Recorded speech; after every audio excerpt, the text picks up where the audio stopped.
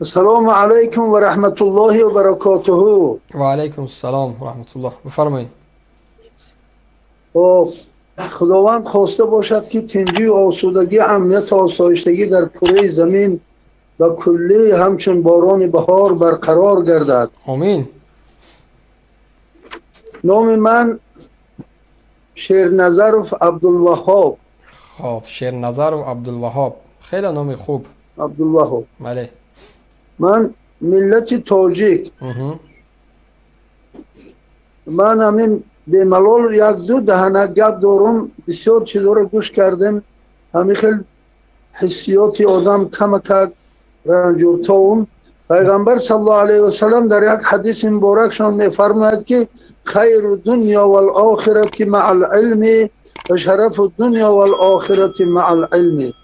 همه نیکویی های این دنیا و آخرت همراه علم است و شرف و آبروی این دنیا و آخرت همراه علم است. بعدا میگوید که شرف الانسان بالعلم والادب لا بالمال و النسب. شرف و بزرگی انسان به علم و ادبش، نه به مال و نسبش. خب. و سوم سخن همیه که در هر محل یا خانه یا در کدام کشوری که بحث اوج گرفت، نحس پیدا می شود. خب. ازبک هم به همین نگاه کرده، به زبان خودشون میگویند که نحس بوگندن که این آرقصیدن، بحث بوگندن که این آرقصیدن نحس کلیابده. خب. انا همین بود که بحث شد و بحث شد و بحث شد، از قفای این نحس با وجود آمد. بسیاری آدمان به خانه و در و به وطن شدند. 160,000 آدم در خارج کشور نابود شد. مزار غریبان در خارج کشور پیدا شد. الحمدلله امروز از قدیم و عدیم، اگر هر یک آفریده خدا اساسهای تاریخی دارد، هم کدام اشیای از انسان سر کرده، چی یکی آفریده شده باشد و اساسهای تاریخی دارد. انا همین اساسهای تاریخی هر یک پردمت هم گفتی پیشنگی سخنو، هر یک اشیا را باید تحقیق کرده دانستن در کاره. دهقان دهقان است، چوپان چوپان است، وزیر وزیر است، مدرس مدرس است، علما علما است، بدولت بدولت است، پادشاه سلطان دور سلطان همون مملکت است. برای همین بحثی بیهوده کردن و یک بحثی همین نادرست و به فکر و به اندیشگی کرده، یک به ناتنجی و یک فلاکت و یک ناسپاسی را پیش آورده، مردم ناتنج کردن و زندگی اینا را از بین بردن، این در گناهی بدترین نزد الله تعالی نیست.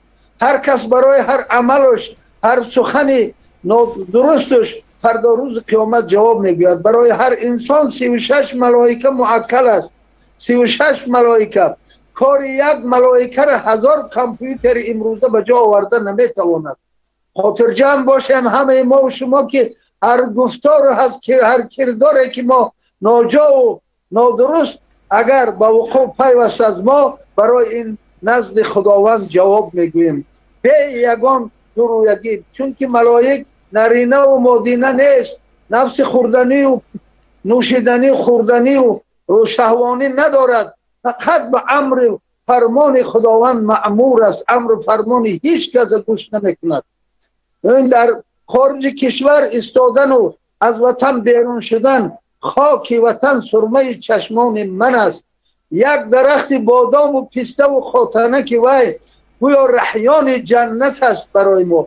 امروز الحمدلله از یک بابی جان با او دقیقه التماس در حقیقت حق تعالی است، پروردگار است. از بنده به اختیار کمبودی سر میزند. کی نباشد کمبودی سر میزند. تا وقتی که خداوند هدایت کرد انوشیروان عادله و گفتی یک سخن خواجه بزرگ مهر حکیم، انا بین امروز در تاریخ خواجه بزرگ مهر حکیم و جای مرتبه رسید که مردم به طهارت تا حتی نامش نمیگیرند. ما دعا میکنیم که این قسم راهبر دولت تاجیکستان محترم امام علی رحمان خداوند سیاست حضرت عمر رضی الله عنه را نصیبش بگردانه. حاضر بردم و به قوت های خداوند علم لقمان حکیم نصیبش بگردانم. خدا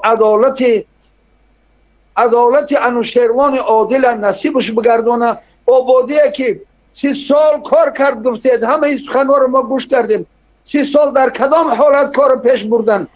15 سال همین، 12 سال 14 سال همین برای برقرار کردن راه و ویرانه و گشنه و همه همین بدبختی ها بود. همگی 20 سال بگین 18 سال در هزار با شکر و این نتیجه های گوش ناشنید و کس نادید رسیدیم. الحمدلله. شب میخزیم و ریگر میریم، تسلی خبر میگیریم، خانه میاییم، هزار با شکر اینجا آسوده و آرام. هر کس وظیفه شخصی خودش در نزد خداوند، در نزد دولت بجا آورده ایستاده است. بنده که شد به کمبودی نمیشود. هر بنده گوید که من ملائکم خطای محض بکنم. خب بابی سلامت باشی، بابی سلامت باشی. تشکر زیاد. مانش بابی تشکر زیاد. امین. رحمت این کس برای گشت راغون کرد. خدا با شکر خداوند نصیب کرد داد اینا. انا امروز دو اگریگت کار میکنم. اکای بزرگم لبای من فقط سلامت باشی میگم. تشکر زیاد. زنده باشی. اما در سین و سال شما که از آیت قرآن و که از احادیث پیامبر مثال آوردن ما بگفتم که خب بگذار مردم از شما یک نصیحت شاید بگیره، چون مرد بزرگ هم هستین، شاید مردم چیز بآموزه. اما بدبختانه یا که شوربختانه آخر باز هم پرستش کنی از یک دورویه، از یک وطن فروش، از یک خائنی که امروز ملت در بدر کرد، به وطن کرد، پر از قتل و کشتار در داخل وطن است. باز هم او کمبودی داره، او انسان است، مشکل نداره، نه خیر است بچه هم خواب این تو کنه اون تو کنه، بالاخره پرستشش بکنی. با میگم که سلامت باشین. تشکر زیاد. دستاتون در نکنه. خداحافظ. در جایی که وعده پروردگار اینا این کار میکنن، بس این سالی 80 و 70 رسیدد، بلکه هم جنگ شرمانی گفته آقای بلند میشین عیب است، قدرت خدا عیب است، به خدا قسم شرم است. اخیالی من نوارای را ببیرم نشان بدیم که یک زن 30 سال شده است، 30 سال در یک وگان آهنی یا در داخل توالت خواب میکنه. تو میبروی میگه کشور به کمبودی نمیشه. باید چنین کمبودی نداشته باشه کشور. من او را میخوام